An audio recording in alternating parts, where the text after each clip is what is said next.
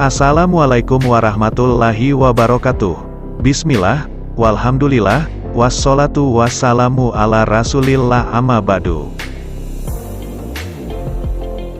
Hari ini kita akan belajar cara mencari asal masalah dengan secara lebih detail, dengan segala kemungkinannya.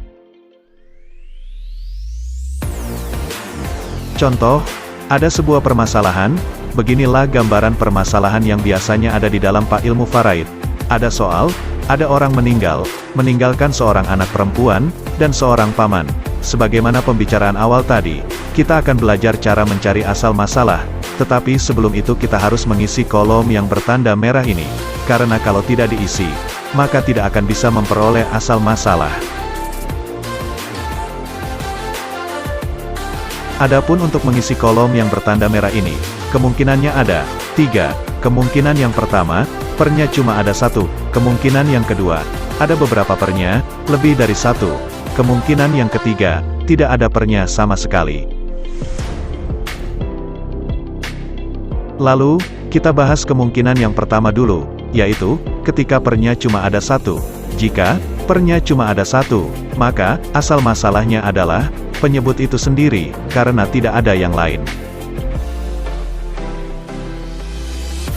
Contohnya, jika permasalahannya seperti ini, ada Bintun dan Amun, ada anak perempuan dan paman, Bintun mendapat 1/2, paman mendapat asabah, paman mendapat sisanya. Maka, asal masalahnya adalah 2. Kenapa seperti itu? Coba kita periksa, di dalam permasalahan ini tadi, yang ada pernya, ada berapa, tidak ada pernya, atau, yang ada pernya, ada banyak, ada beberapa, atau, yang ada pernya cuma ada 1. Maka jawabnya, di dalam permasalahan ini, yang ada pernya, cuma ada 1, yaitu, 1/2. Selain 1/2, tidak ada lagi yang pakai per, berarti, asal masalahnya adalah 2, sesuai dengan catatan di atas. Jika pernya cuma ada 1, maka satu-satunya penyebut yang ada di situlah yang menjadi asal masalahnya. Seterusnya, caranya, setelah mendapat asal masalah, maka asal masalah itu tadi dibagi ke penyebut, setelah itu dikali pembilang. Seperti ini, 2 dibagi 2 sama dengan 1. Lalu, 1 tadi dikalikan 1 sama dengan 1. Dari 2, anak perempuan hanya mengambil 1, berarti masih ada sisanya, yaitu 1.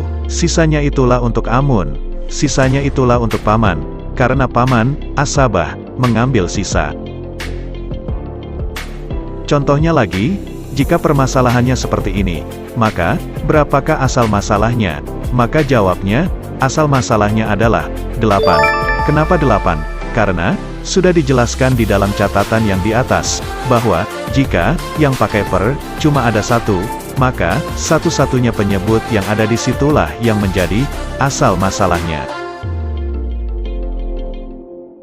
Seterusnya caranya sama dengan contoh sebelumnya, yaitu, asal masalahnya dibagi ke penyebut, setelah itu hasilnya dikalikan ke pembilang, 8 dibagi 8 sama dengan 1, lalu, satunya dikalikan 1, sama dengan 1, lalu, masih ada sisa, 7 itu untuk Ibnun dan Bintun, 7 itu untuk anak laki-laki dan perempuan, karena mereka berdua, asabah, karena mereka berdua, mengambil sisa. Sekarang kita bahas kemungkinan kedua, yaitu isi kolomnya banyak yang pakai per. Jika seperti itu keadaannya, jika isi kolomnya banyak yang pakai per, maka, yang jadi asal masalahnya adalah, salah satu dari angka yang 7 ini. Pertanyaannya, yang manakah yang dipilih dari yang 7 itu tadi sebagai asal masalahnya? Maka jawabnya, bilangan yang terkecil, angka yang paling sedikit yang bisa dibagi ke semua penyebut yang ada di dalam permasalahan itulah yang menjadi asal masalahnya. Pertanyaan berikutnya, bagaimana cara mengetahui yang manakah bilangan terkecil atau angka paling sedikit sebagai asal masalah untuk permasalahan ini? Untuk soal yang ini, maka jawabnya, caranya, dengan dicoba satu persatu, diperiksa satu persatu, yang mana bilangan yang bisa dibagi ke semua pembilang yang ada dan yang paling sedikit. Ayo kita praktekkan, kita mulai dari 2 dulu. perlu diingat, bahwa memeriksa satu persatunya, mencoba satu persatunya mesti dimulai dari 2 dulu, bukan dimulai dari 24. Ayo kita coba, ayo kita periksa, berapakah asal masalah untuk soal yang ini? 2 dibagi 2. Bisa, tetapi 2 dibagi 3? Tidak bisa, berarti bukan 2 yang menjadi asal masalahnya. Kita coba lagi, angka 3, 3 dibagi 2. Tidak bisa, berarti bukan 3 yang jadi asal masalahnya. Kita coba lagi, 4, 4 dibagi 2. Bisa, tetapi 4 dibagi 3. Tidak bisa, berarti bukan 4 yang jadi asal masalahnya. Kita coba 6, 6 dibagi 2. Bisa, 6 dibagi 3. Juga bisa, berarti, asal masalahnya adalah 6. Karena 6 bisa dibagi ke semua penyebut, dan angka yang paling sedikit. Seterusnya, caranya, 6 dibagi 2, sama dengan 3, 3 dikali 1, sama dengan 3, 6 dibagi 3, sama dengan 2, 2 dikali 1, sama dengan 2, lalu, sisanya, 1. 1 itulah untuk Amun atau Paman. Karena Paman, Asabah, mengambil sisa. Contohnya lagi, jika permasalahannya seperti ini, maka, berapakah asal masalahnya? Ayo kita cari, ayo kita periksa. Karena permasalahan ini banyak yang pakai per, sesuai dengan catatan di atas.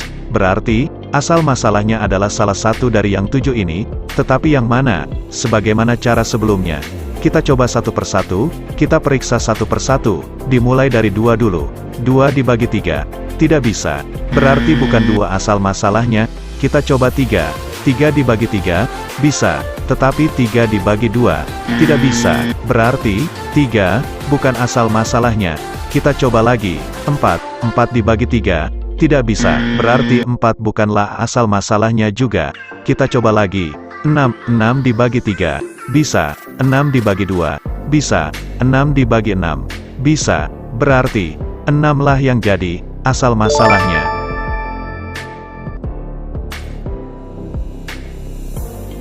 Seterusnya caranya sama dengan contoh yang terdahulu.